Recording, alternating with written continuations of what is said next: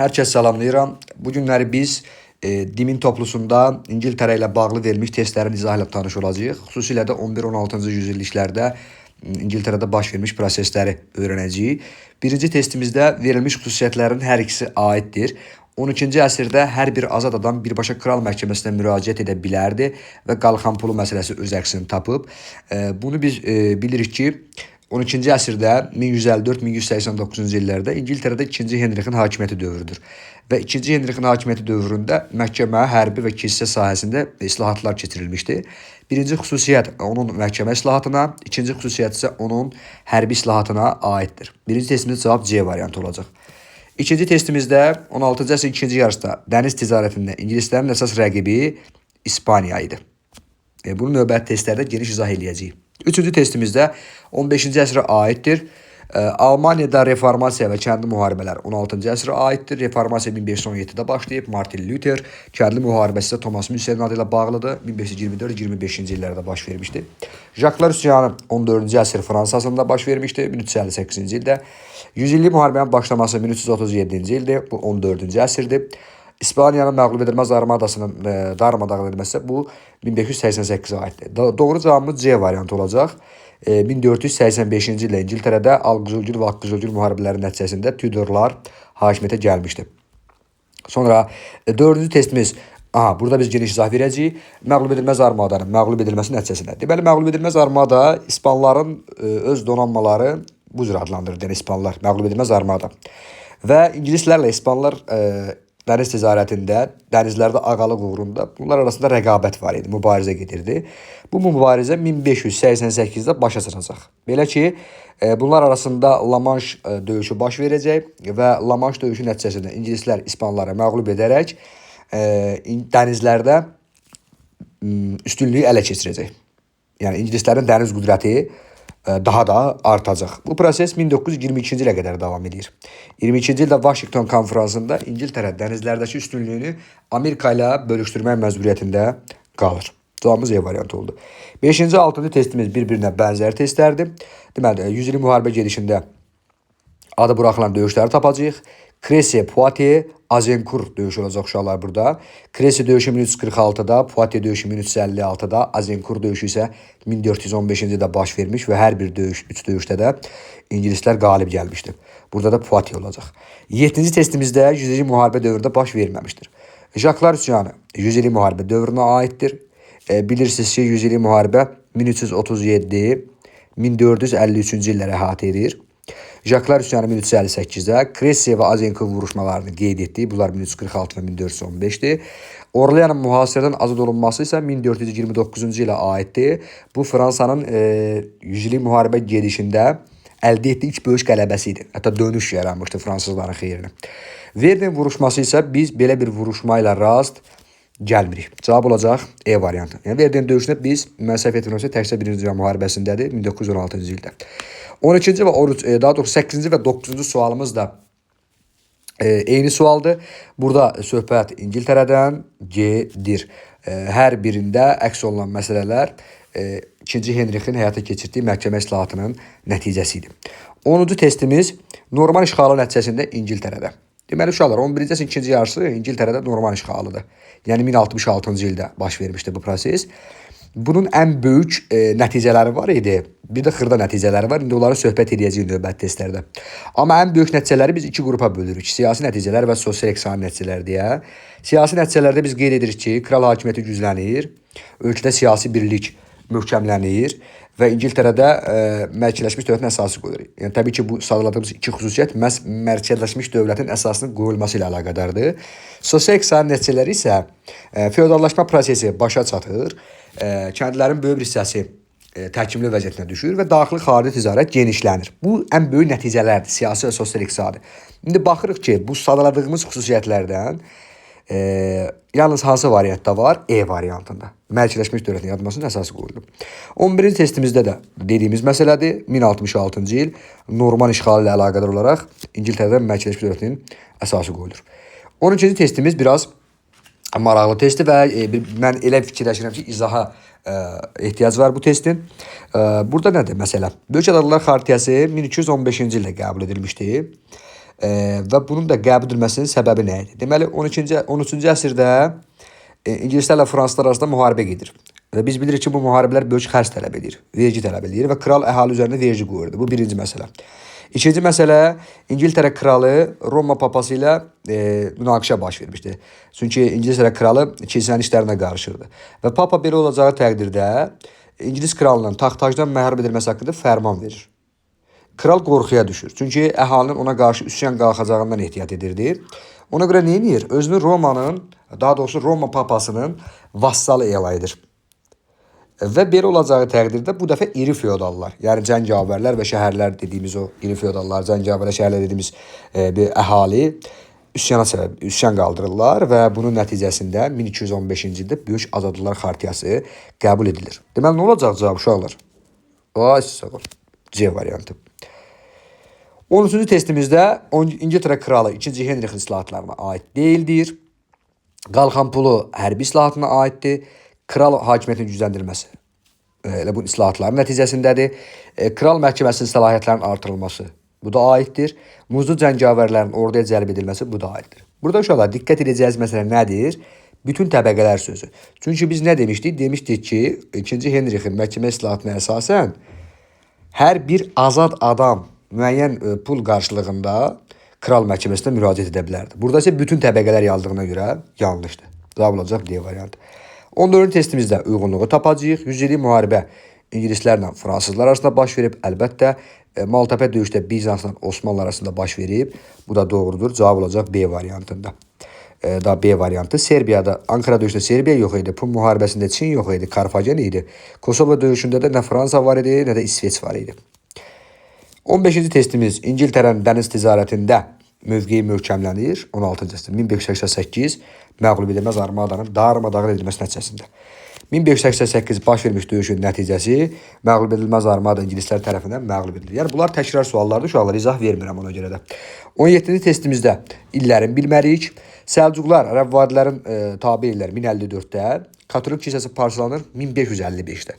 Burada diqqətli olun. Katolik kilsəsidir. Əgər xristian kilsəsi desəydi, cavabımız doğru olardı. Amma Katolik kilsəsi 1555 Augsburg sazişi ilə parçalanmışdı. Şah 1. İsmailin hakimiyyətə gəlməsi, İsmailin hakimiyyətə gəlməsi 1501-dir. İndi burada şah nə dərəcədə düzgündür bilmirəm. Amma reformasiyanın başlanması 1517-dir. Yəni istənilən halda bu doğru deyil. İngiltərədə Tudorların hakimiyyətə gəlməsi 1485-dir. Mərv döyüşü isə 1510-cu ildədir. Bu da doğru gəlmir. Amasya sülhünün imzalaması 1555-dir. Paytaxtın Qəzvindən köçürülməsi 1598. Baxın, Qəzvinə demir ha, Qəzvindən deyir. Hara? Yəni İsfahana 1598-dir. Ona görə bu da doğru deyir. Əgər Qəzvinə desəydi 1555 cavabımız doğru olardı.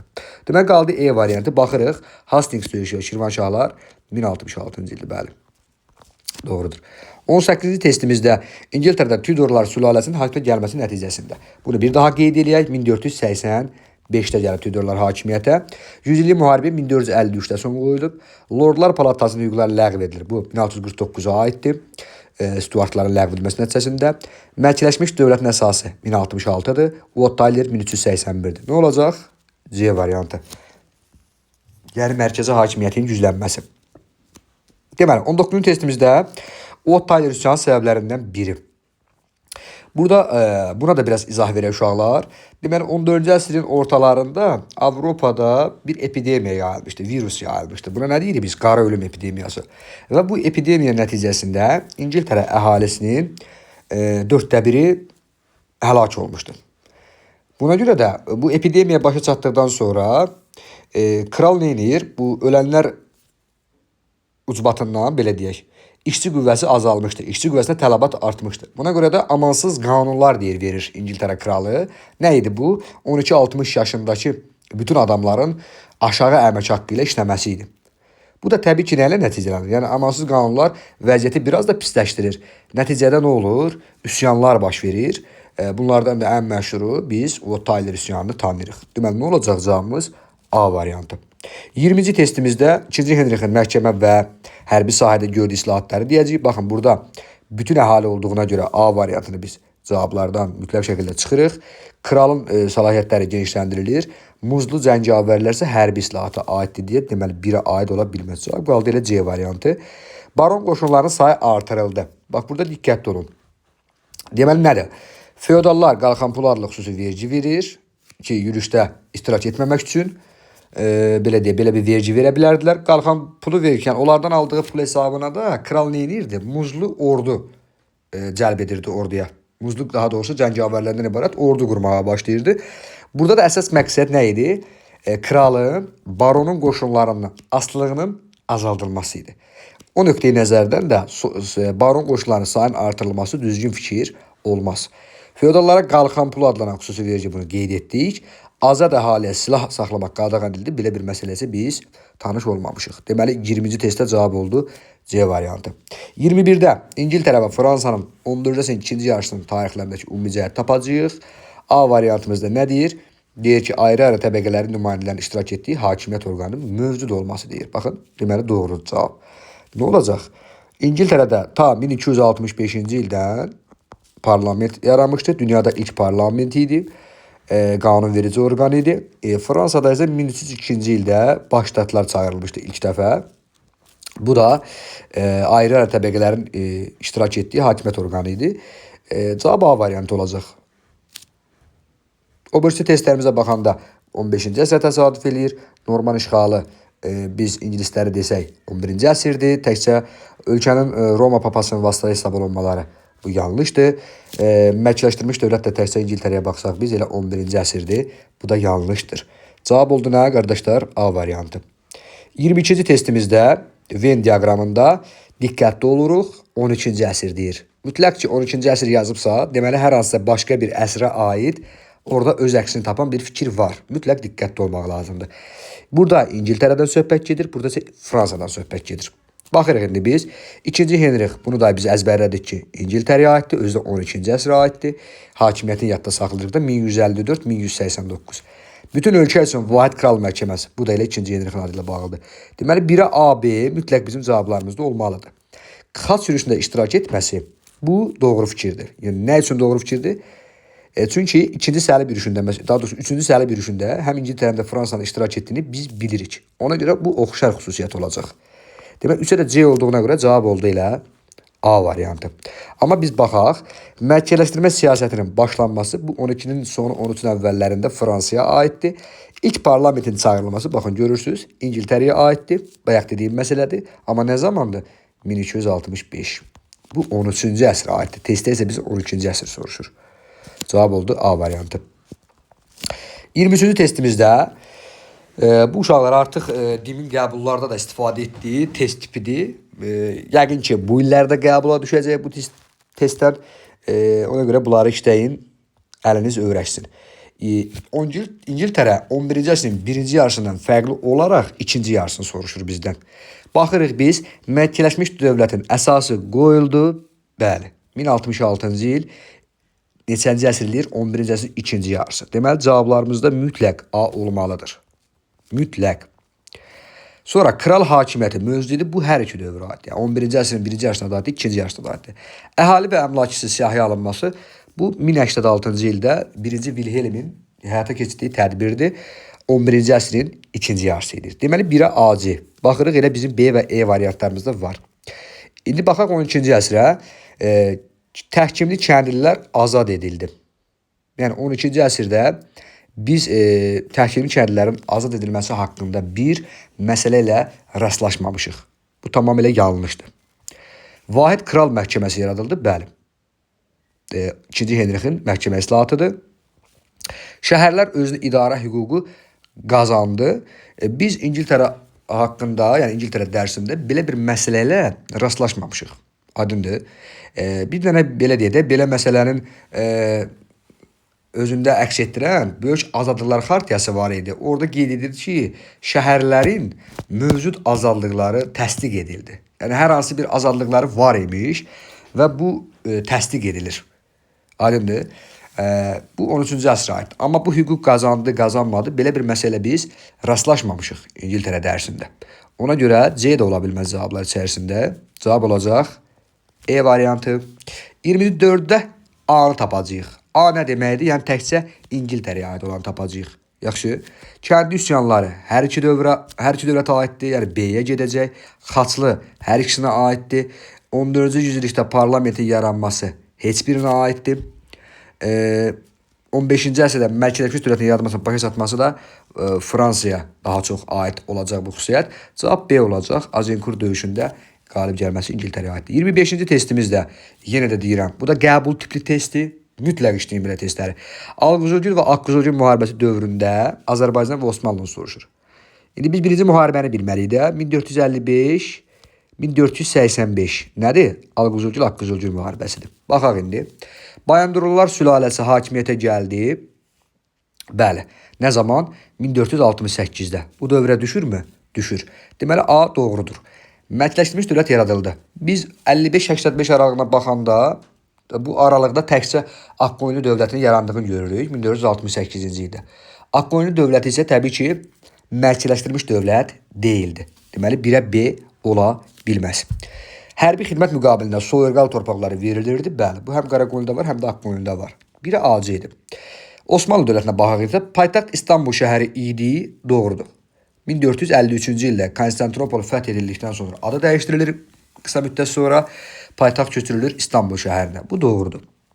Qanunnamə adlanan toplu da 1476-cı ildə Fatih Sultan Mehmet tərəfindən yaradılmışdı. Bu da həmin dövrə təsadüf edir. Deməli, cavab nə oldu? D variantı. Süleymanı görən kimi heç ardını oxumadım mən. Çünki Süleyman 1520-də hələ hakimiyyətə gəlib. Bu dövrə düşmür. 26-cı testimizdə 100 illik müharibə dövründədir. 100 illik müharibə 1337-1453-cü illəri əhatə edir. 1453. Baxıq indi. Teymurilərlə müharibə baş vermişdir. Bəli, 1402-ci ildə Ankara döyüşü. Trabzona son qoyuldu 1461-ci ildədir. Bu 100 illik müharibədən sonraki hadisədir. C-də də Ağqoyunlu dövlətlə müharibələr başlandı. Elə Ağqoyunlu müharibənin başlama səbəblərindən biri nə idi? Burada dövlət deyirsə, uşaqlar, dövlət artıq 72-ci ildə Beyşəhər döyüşü ilə başlamışdı. O da düşmür. Ağqoyunlu ilə müharibə desəydi, o da 1461 Trabzon adı ilə bağlıdır. O da yenə düşmürdü. Deməli, 1-ə B və C ola bilməz. Qaldı 2 variantımız. Azərbaycanda baxırıq biz. Qalibiyyətli müharibələr nəticəsində Baharlı sülaləsi hakimiyyətə gəldi. Bəli, neçənci ildə idi? 1410-cu ildə. Bu doğru cavabdır. Cəlalilərin hakimiyyətinə son qoyuldu. Bu da doğrudur. Elə Cəlalilərin hakimiyyətinə son qoyulur. Sonra Baharlı sülaləsi hakimiyyətə gəlir. Dövlət yaranmış olur. Deməli, nə olacaq? E variantı. Hülakilərə isə 1258-də biz yarandı deyirik. Əsası qoyuldu deyirik. 27-ci testimizdə İngiltərənin Norman işğalı nəticəsi. Bayaqlar dediyimiz məsələlərdir bunlar. Biz baxacağıq görək burada hansı nəticələri verib. Baxın, şəhər özünü idarə hüququ qazandı. Bunu bilməli olaraq bu cavablardan çıxdıq. Bunu qeyd etdik bayaqlar sizə. Ölkənin siyasi birliyi möhkəmləndi. Doğrudur. Mərkəzləşmiş dövlətin əsası qoyuldu. Bunu əzbərlədik. Bu da doğrudur. Deməli, 1-ə B və C olmalıdır. 2-yə baxaq. Sosial iqtisadi nəticələr içərisində əhali siyahıya alınması həyata keçirildi. Bu doğru fikirdir. Deməli, 1-ci Vilhelmin sosial sahədə gördüyü və eyni zamanda iqtisadi sahədə də gördüyü ən böyük tədbirlərdən biridir. Bilirsiniz ki, Roma imperiyasından sonra, Roma dövründən sonra Avropada aparılan ilk siyahıya alma idi bu siyahıya alma. Deməli, bu nəticədir, sosial iqtisadi nəticədir. A olmalıdır. Kəndlilər əsasən təhkim vəziyyətə düşdü. Bu da doğrudur. Vahid Kral Məhkəməsi isə deməli, Norman işğalı nəticəsi deyil, bu 2-ci Henrixə aiddir. Deməli, 1-ə B-ci, 2-ə A, B olacaq cavab E variantı.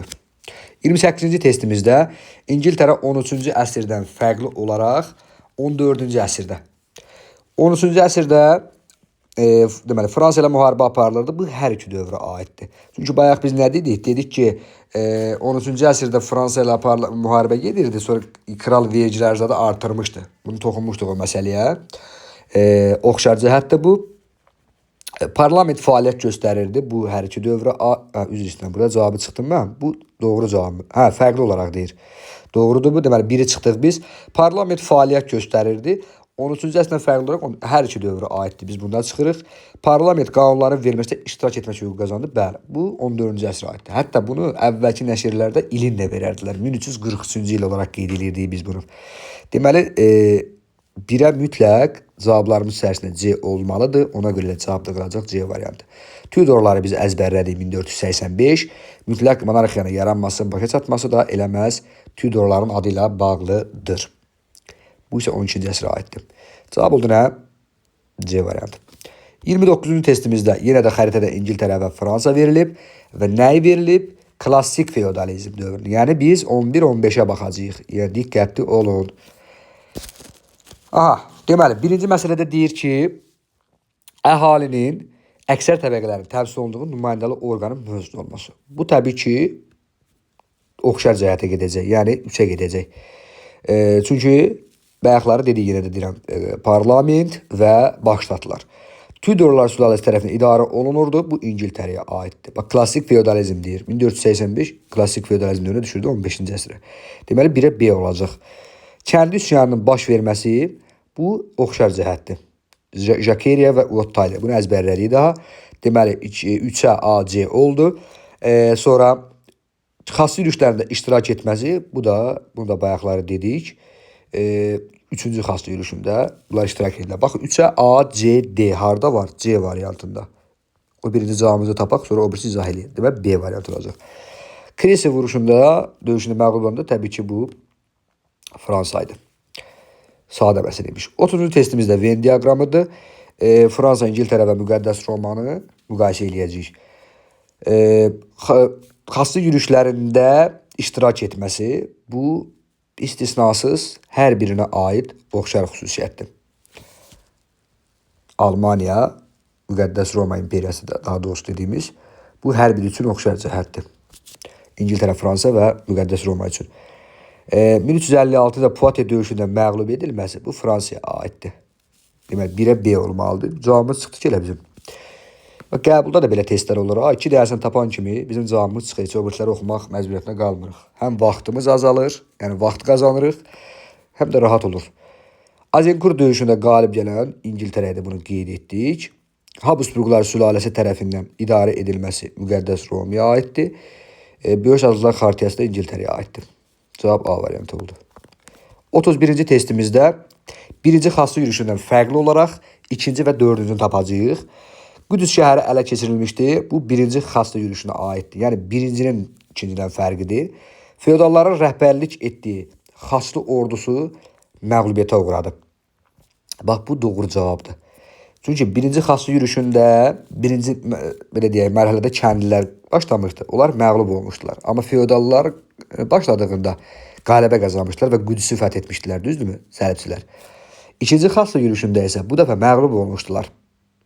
Çünki Edessa, Mosul əmiri Edessanı azad etmişdi. Feodallar başlamışdılar buna belə deyək, cavab olaraq ikinci səlib yürüşündə, amma məğlub olmuşdular. Cavab B doğrudur. Birinciyə B doğrudur. Sonra Aralıq dənizinin şərq sahillərində xasslı dövlətlər yarandı. İkinci xasslı yürüşü tamamilə məğlubiyyətə düçar olublar səlibçilər və burada hər hansı bir dövlət yaranmayıb. Biri cavab A qaldı. Dördüncüdə Konstantinopol şəhərini ələ keçirdilər. Doğrudur. Neçənci ildə idi? 1204-cü ildə. Bizans dövlətinə tamamilə son qoyan Osmanlılardı. Qüdüs şəhəri xasslardan azad edildi. Bu 1187-ci ilə aiddir. Səlahiyyətin Əyyubiyə 4-cü səlib yürüşünə aid deyil. Cavab oldu A variantı. 32-ci sualımızda Uottaylar üsyanı səbəbləri soruşur. Çəpərləmələr 16-cı əsrdir. Rəsmiləşdirilmə, biz hər hansı belə deyək, məsələ ilə rastlaşmamışıq İngiltərədə. Vergilər artırılır, vəziyyət pisləşən qanunlar, bunu bayaqları qeyd etdik. Biz qalxan pulu isə Uottaylardan əvvəlki hadisələrdir. Cavab olacaq 3, 4. 37-də Uottayların, 33-də daha doğrusu Uottayların nəticəsini soruşur. Kəndlilərin təhkimçilikdən azad edilməsi surətlənir. Vergilər azaldılır. O qanunlar da yumşaldılır. İndi baxaq görək bunlar hansı var burada. Deməli, ləğv edilmir, azaldılır. Deməli, 1, təhkimçilik ləğv edildi. Bu da yanlışdır. Vergilər azaldıldı, düzdür. Çəpərləmə dayandırıldı, yanlışdır. 1, 4 olacaq uşaqlar. 34-cü testimizdə hadisə nəticə əlaqəsini tapacağıq. Norman işğalı. Bunu daha əzbərlədik. Bu doğrudur. İkinci Henrixin islahatları yaranmağa başlaması. Bu da nə olacaq? Doğru olacaq. Bu başlaması deyirsə 2-ci Henrixin adı ilə bağlıdır. Azincourt'un Orleanla əlaqəsi yoxdur. İngiltərədə iç parlament. Bu da belə bir söhbət təbii ki ola bilməz. 1-2 oldu cavabımız. 35-də baxacağıq ki, yenə hadisə nəticə əlaqəsidir.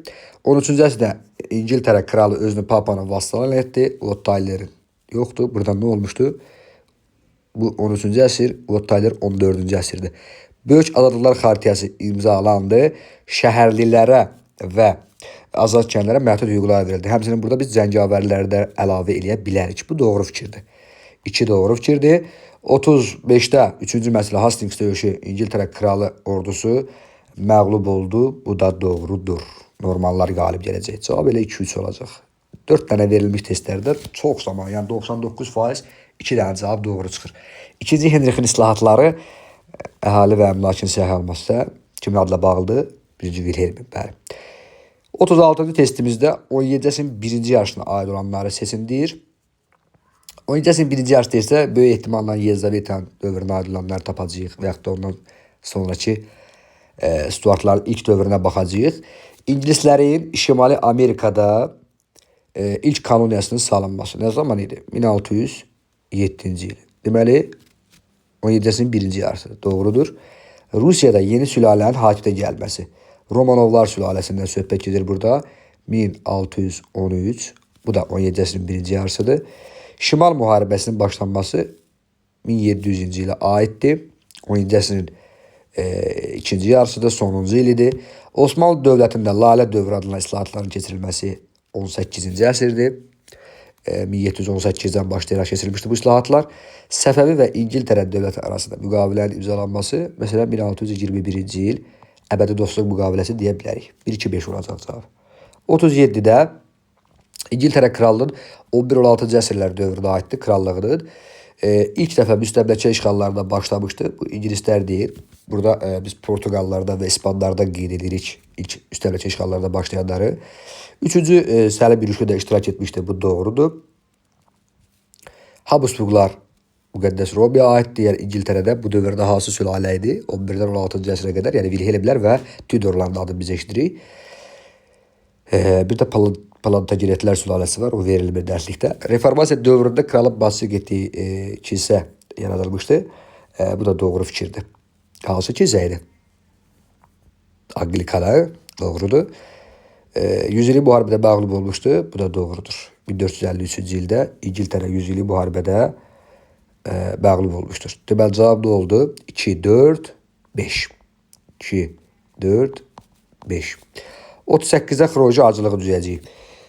Wilhelm İngiltərəni işğal etməsi 1066, 100 illik müharibə 1337, Orlean azad edilməsi 1429, ilk parlament 1265. Ne olacaq? 1, 4, deməli 2, 3. 1, 4, 2, 3. 1, 4, 2, 3. Xronoloji ardıcılığı yenə də tapacağıq. Ottayler üsyanı başlaması 1381-ci ildir. Fransada ilk başladılar 1302-dir. 100 illik müharibə 1453-dür. Tudorlar 1485-dir. Burada da cavab olacaq 2, 1, 3, 4. 2, 1, 3, 4. 40-cı sualımız və sonuncu sualımız. Deməli, 2 İngiltərə, 1 Fransadır. Burada gəl biz elə yazağım belə. 1, burada yazaq 1 və 2 deyə. Müstəqil əmirliklərə parçalanması. Aha. Bu tamamilə yanlışdır. İngiltərədə Fransa əmirlik nə gəzirdi, düzdürmü? Sonra 11-ci əsrdə mərkəzləşmiş dövlətin əsasının qoyulması. Bu hansı dövlətə aiddir? İngiltərəyə, 2-yə aid, yəni deməli B. Sonra 12-ci əsrdə White Kral məhkəməsinin yaradılması. Hansına aid olacaq? White Kral məhkəməsi 12-ci əsrdə. İngiltərəyə aiddir. C. 100 illik müharibədə qalib gəlməsi Fransaya aiddir. Deməli 1-ə D. Məğlub edilməz armada hesabı İspaniyadır. Deməli cavab da olacaq D, B, C. D, B, C. D, B, C. Belə uşaqlar, təşəkkür edirəm.